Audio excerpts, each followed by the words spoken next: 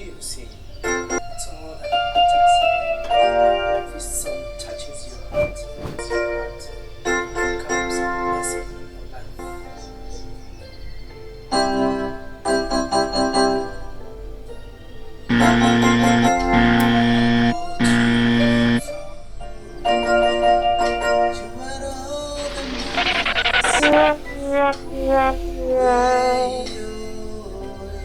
Hello, would you like to transform your piano playing to the next level?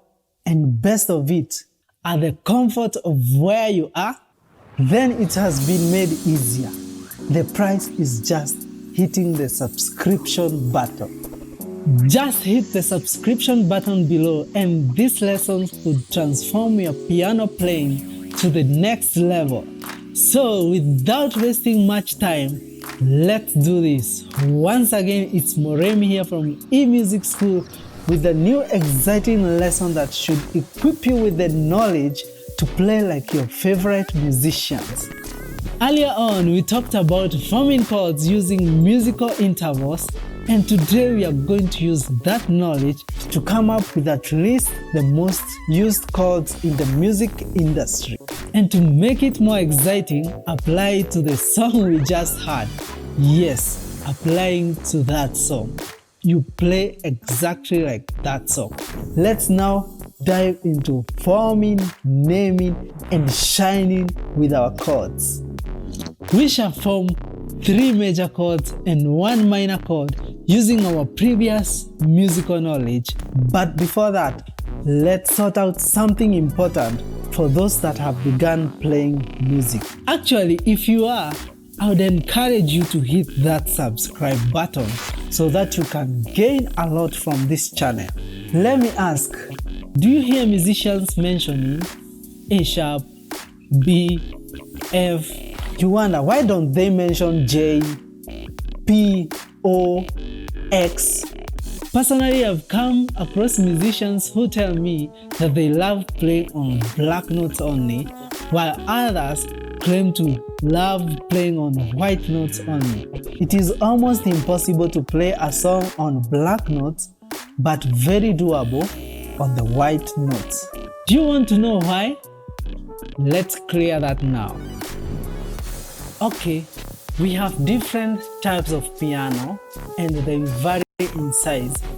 From the famous grand piano that has 88 notes to these simple electronic pianos that vary from 12 notes to 24 to 48 like that, up to 88 notes. The first note on the grand piano is an A, while the first note on this electronic piano, mostly you will find it is a C. So where is this C really? Where is this A really? As we said on a previous lesson, we have what is known as an octave, which is an interval range of 12 notes. As you look at this octave, we can see the pattern we talked about of 2 black notes and 3 black notes, and now the 7 white notes.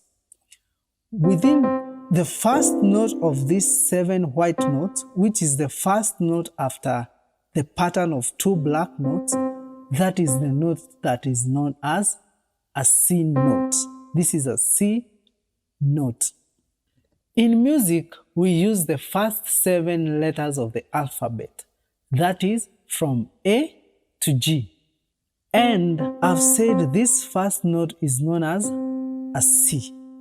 So automatically, if this is a C, the next note should be a D. Then the next note should be an E. Then an F. Then a G. But when we reach here, we have said we have 7 letters of the alphabet. So if this is a G, what happens is the next note will be, after G, we go back to A. So the next note will be an A, then the next will be a B, then we are back again to our C.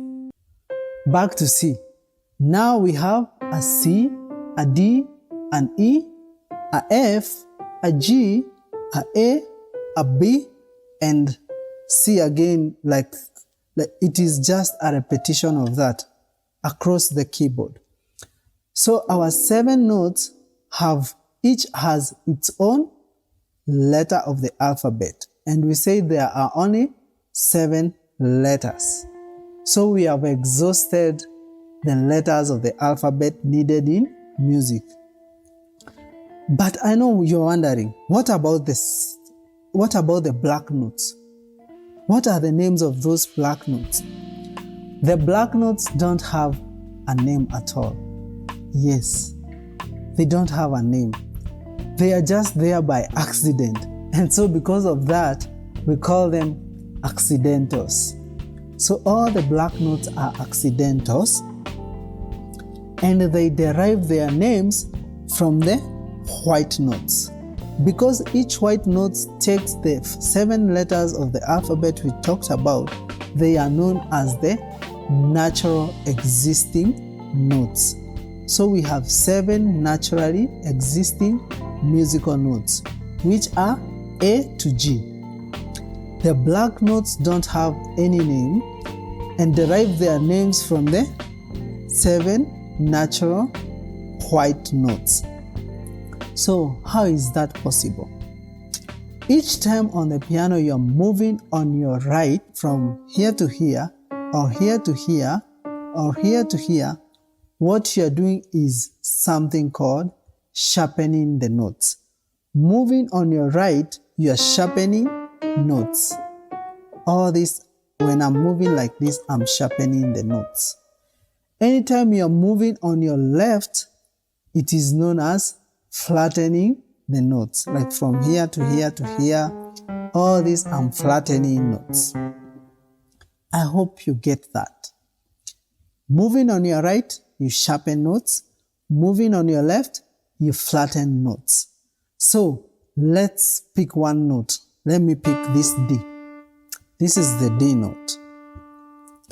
Anytime I move just from this D to the next note on my right, what I've done is I've sharpened the note.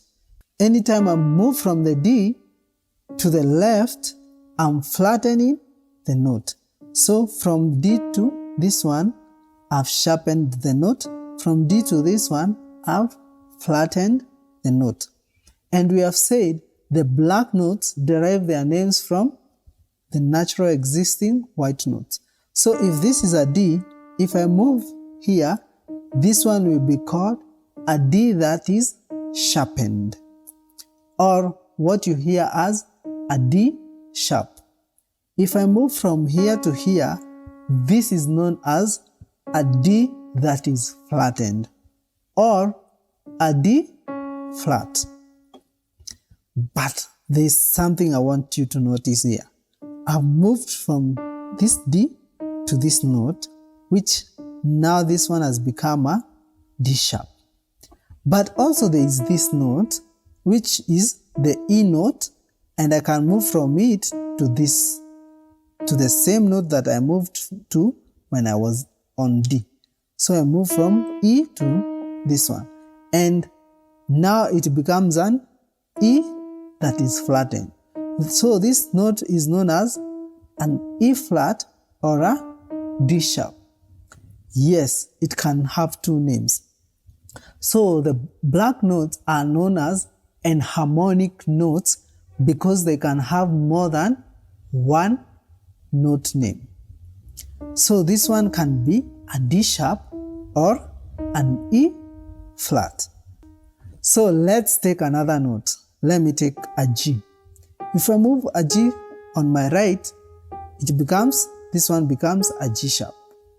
If I take this A, which is next after G, I move it on my left, this one, the same which we have called a G sharp, is an A flat. So this one is an F sharp, or a G flat. This one is an A sharp or a B flat. I hope you get that. I want you now to notice something else. Within this interval, there is no existing black note in between them, same case as here. If I move this, which is the C, on my left, should this be now a C flat or something else? What happens is, because I've just moved to another naturally existing note, it cannot become an C flat. It is now known as a B. So moving from a C on my left, this one is a B. But going forward in music, when you are learning about things like double flats, that's when now theory about this one becoming a C flat will come in handy. This one will not be anymore as B, but it will be a C flat. But that is not necessary for now. All you need to know is from C, this one is a B. From B, this one is a C, not a B sharp or a C flat. Okay, now let's use now the previous musical knowledge to come up with new chords that we talked about. We said we shall form 3 major chords and 1 minor chord. I will start forming the F chord. Let me pick the note of F. Using the previous idea of intervals, I'll count 1, 2, 3, 4. That's a major. Then 1, 2, 3. That's a minor interval. So the 2 intervals give me an F major chord. Let me now form a C major chord. I pick the note of C. I count 1, 2, 3, 4. Then 1, 2, 3. That's a C. Wow, so simple. Let me pick maybe another now accidental. We form a chord using an accidental. Let me take an A sharp. 1, 2, 3, 4. 1, 2, 3. Amazingly simple. Look at that. That is an A sharp major chord.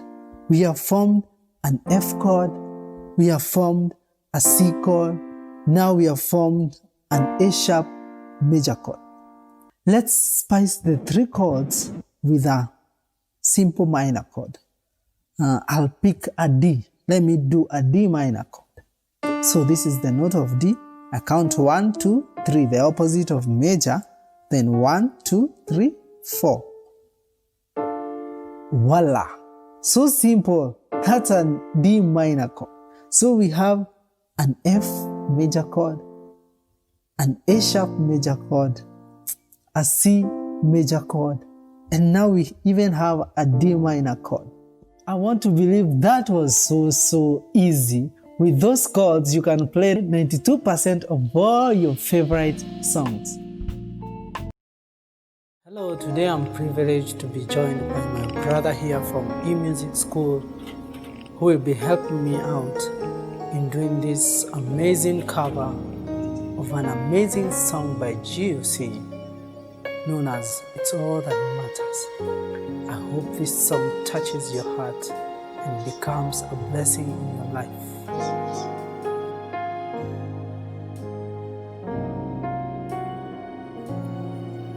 I'll put you in front of my melodies.